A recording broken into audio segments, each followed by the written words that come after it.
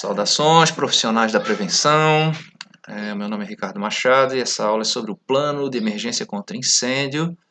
Vamos detalhar aqui a norma da ABNT e também a instrução técnica do bombeiro.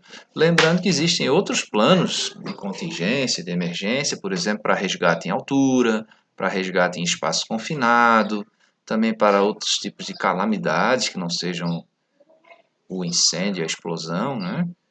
Mas nessa disciplina e nesse conteúdo aqui a gente vai estar tratando especificamente sobre o plano de emergência contra incêndio. As recomendações para esse plano, então, vão estar aqui na norma da ABNT, NBR 15219, o formato, o modelo de plano está nessa norma, né? E também na instrução técnica 16 do Corpo de Bombeiros do Rio Grande do Norte. Tá? Lembrando que durante a vistoria do projeto preventivo, o bombeiro não exige esse plano, tá? Não é um quesito para você aprovar ou não uma instalação, esse plano. Mas a IT diz que você tem que ter esse plano à disposição para consulta, na recepção, né? E as seguradoras de incêndio também, na hora de fazer o desconto no seu seguro de incêndio, vão estar lhe pedindo isso também. O plano, e claro, não só o plano, mas alguém que execute esse plano, que nesse caso aqui é a brigada de incêndio. Tá?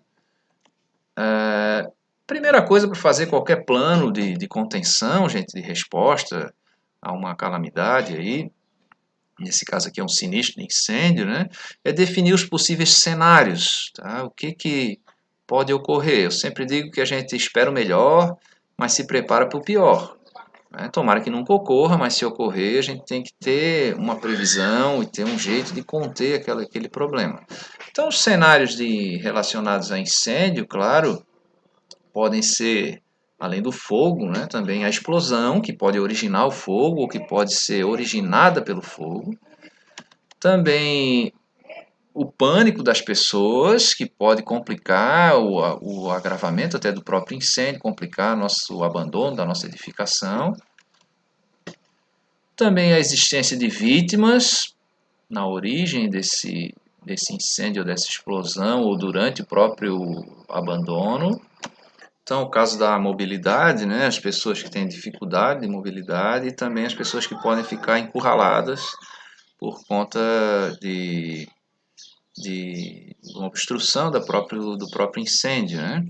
A gente tem que pensar também aqui no controle de fumaça, das coisas não falharem, por exemplo, de eu ter luz, de eu ter acesso, não estar intoxicado por fumaça e prejudicar a minha visibilidade também, ou bloquear um setor por conta do acúmulo de fumaça. Para isso, a edificação tem que ser projetada, ter ventilação natural, e eu ter os sistemas preventivos também aí, que são requeridos nas normas, como, por exemplo, o sistema de iluminação de emergência. E outro cenário seria um crime, um incêndio criminoso, ou alguma coisa motivada por algum fato dentro da empresa. Me lembro de um incêndio lá em Florianópolis, que o funcionário foi demitido de um supermercado e foi embora jurando vingança, né? Então ele voltou com um galão de gasolina e uma arma, né? E tocou fogo no supermercado e ficou na porta impedindo que as pessoas saíssem, né? Vinha passando lá um senhor de uma marmoraria com a caminhonete, derrubou o portão, a cerca quando viu aquela fumaça toda e os tiros na frente do supermercado, conseguiu pela lateral, derrubou uma cerca e escalou pelo cabo do para-raio, conseguiu entrar num acesso por cima e resgatou mais de 20 pessoas por esse local, sabe? O cara deu um rompante de heroísmo lá. E aí a polícia chegou também, no caso de crime, a gente não tem treinamento para isso, tá? Você tem que acionar a força pública, que é a polícia. Tá? E não ter esses atos de heroísmo, não, porque a gente não precisa de herói morto, né? Muito bem. Então, dentro dos possíveis cenários, a gente vai ter os procedimentos de emergência que são padronizados, né? Então, por exemplo, a primeira coisa é o alerta. Após identificada a situação, tem que alertar os ocupantes, acionar o sistema de alarme, acionar para que esse sistema acione os brigadistas da edificação. É preciso a gente ter um ponto de encontro dessa brigada, e esse ponto normalmente é próximo da central de alarme também, quando eu vou poder identificar qual região está afetada e poder ir até lá para, na segunda etapa aqui, né, analisar a situação. É claro que se você já está no local onde está o incêndio, o princípio de incêndio, você não vai até o ponto de encontro, né? Você vai aguardar o apoio do resto da brigada onde você está e, se possível, já vai dando providências ali para aquela situação. Então tem que analisar a situação durante até o final do sinistro também, né? E se houver necessidade de acionar o corpo de bombeiros e o apoio externo. Tá? Então analisar a situação para tomar a decisão. Se for necessário, prestar os primeiros socorros às vítimas ali de intoxicação, de pisoteamento, de queimadura, né? Pessoas que podem ter um trauma emocional, um desmaio, né? Muitas vezes é necessário cortar a energia, por isso é importante ter sempre alguém da manutenção na brigada de incêndio, abandonar a área, e para isso a gente tem que fazer exercícios simulados e colocar as pessoas a 100 metros do local do sinistro, então ter lá uma rota de fuga bem definida nesse plano e treinar periodicamente, no caso de escola aqui a cada 6 meses, treinar as pessoas para abandonarem a edificação. Tá? A gente não corre, né? Tem que treinar para sair andando, fechar as portas ao passar para evitar a propagação da fumaça e sair caminhando pela rota de fuga. Tá? Pode ser necessário confinar o sinistro naquele setor, naquele ambiente, para evitar a propagação e facilitar o combate ao incêndio. Aqui tem uma imagem aqui de um simulador, existem alguns simuladores aí de abandono. Então a gente pode simular isso para ver se o nosso prédio foi bem projetado, né? E também treinar, fazer o simulado mesmo com o abandono real aí da edificação para ver o tempo, né? A gente sempre busca um tempo menor do que 6 minutos para abandonar a edificação.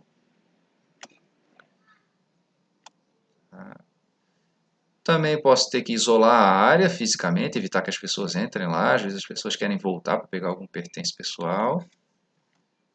Dar combate ao fogo. E ao final, né, a gente levantar, investigar esse incêndio, ver as possíveis causas para discutir nas reuniões extraordinárias e ver a prevenção, né, ver o porquê que aconteceu aquele incêndio para não ocorrer novamente. Ó, aqui tem uma planta padrão dos nossos campos, alguns dos nossos campos são assim horizontais, né, o bloco principal e um bloco de apoio. E aqui o traçado da rota de fuga. No plano a gente define, né, essa rota aqui, pinta o corredor de amarelo com as setas de abandono. E aí a gente vai treinar as pessoas periodicamente para seguir essas rotas. Tá?